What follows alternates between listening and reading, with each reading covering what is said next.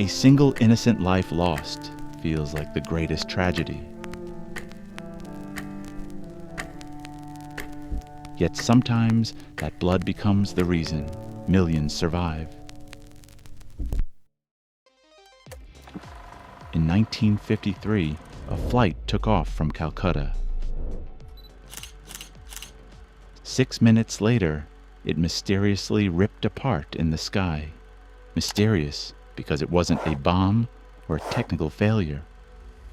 Within a year, 2 more flights followed the same pattern, mysteriously tore apart midair and slaughtered dozens of innocents. The greatest inventions we have were imperfect at the start. Most of them evolved through trial, but some demanded blood. I realized this hours before one of the happiest moments of my life. I was finally going to fly and have a moment with the clouds. I even spent extra bucks to book a window seat. Finally, the moment arrived. I boarded the flight, but when I tried clicking photos, something felt off. Instead of a circle, a square window would have made way more sense. Maybe even you felt the same, but you should be glad it wasn't. If it was square, that would have been the last pick of your life. Before the 1950s, propeller planes ruled the skies, but they had huge problems. They were loud, bumpy, slow. They had dozens of other issues, all summed up in one line. They were physically constrained by physics. But everything changed in 1952. That year, this masterpiece started its service, the de Havilland Comet. The world's first commercial jetliner, the most advanced, futuristic, and prestigious aircraft of its era. It was pressurized, comfortable, incredibly stylish.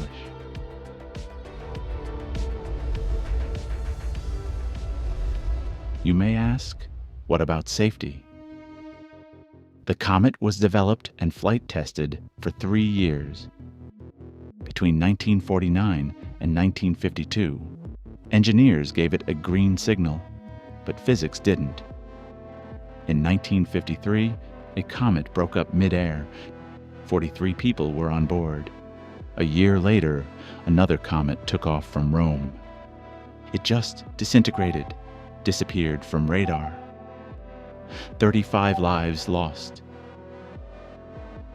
Another one, also departing Rome, fell out of the sky near Naples. 21 died. Within a single year, 99 innocent lives were lost. The entire fleet was grounded. Was it sabotage? Was it a bomb? Or pilot error? No one knew. They recovered wreckage from the bottom of the ocean. They pieced the plane back together like a jigsaw puzzle. This became one of the most expensive investigations in aviation history. Was it crazy? Yes. Did they find the killer?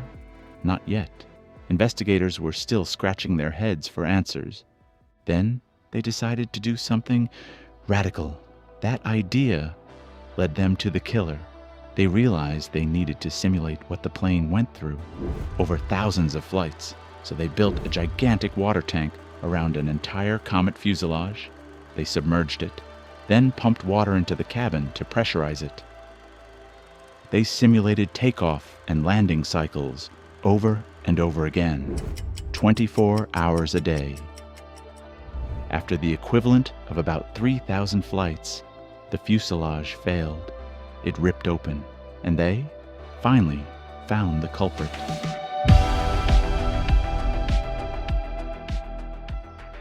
Let's dive deeper. On top, the Comet aircraft. Below, a modern-day airplane. There's a difference you can easily spot. The Comet had lovely, large, squarish windows, designed to give passengers a great view. Modern airplanes have round windows. They were not designed that way for beauty. They were designed that way because 99 people died. Investigators found the first tear in the metal beside the window, not at the center, at the corner, a sharp corner. Engineers had underestimated something invisible: stress concentration. When an airplane climbs, the cabin pressurizes. The metal skin stretches. Stress flows through it, like water in a river. But when that flow meets a sharp corner, it cannot move smoothly. It piles up. It concentrates. Tests showed the sharp window corners took 3 to 4 times more stress than the rest of the plane. It created a weak point. Slowly, the metal grew tired. Microscopic cracks formed.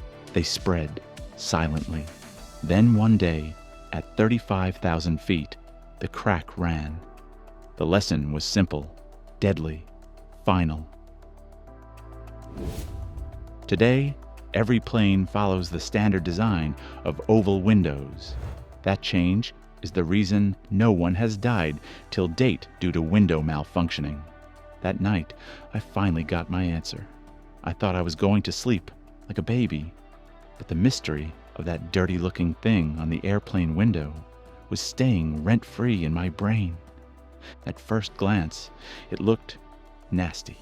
I thought it was just a weird design choice, but it was actually a hero. At higher altitudes, the air pressure outside the aircraft is extremely low, low enough to knock you unconscious in seconds. Survival becomes almost impossible. You've never felt that pressure, because an invisible force has been protecting you the entire time. Aircraft cabins are pressurized to keep passengers conscious at high altitude. The air inside the cabin is constantly trying to escape outward.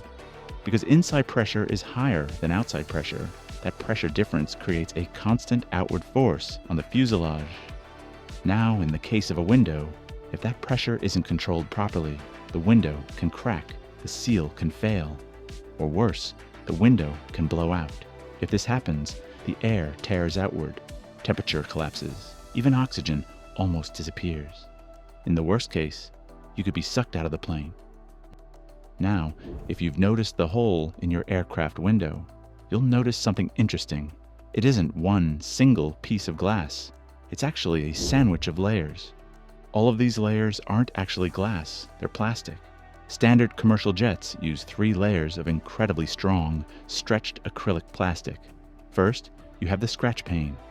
That's the thin layer on the inside right next to your window seat. Its only job is to protect the real windows from your greasy forehead, your scratching fingernails, and annoying kids banging toys on it. If that one cracks, it's no big deal. The real heavyweights are the middle pane and the outer pane.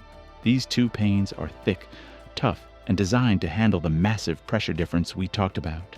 They are structural parts of the aircraft. But this is where the hero of our story enters. The bleed hole is drilled straight through the middle pane. Its job is simple. It acts as a pressure valve. It allows the air pressure between the middle and outer panes to equalize with the cabin pressure. By letting that tiny bit of air pass through, it ensures the outer pane takes the brunt of the force, keeping the middle pane safe as a backup. Think of an airplane window, like a pressure cooker with 2 lids. If pressure gets trapped between them, something will eventually crack. The bleed hole is a tiny safety vent. It lets pressure escape slowly, so nothing explodes. And as a bonus, lets moisture escape from that tiny gap, keeping your window fog-free so you can take those sweet cloud shots for Instagram.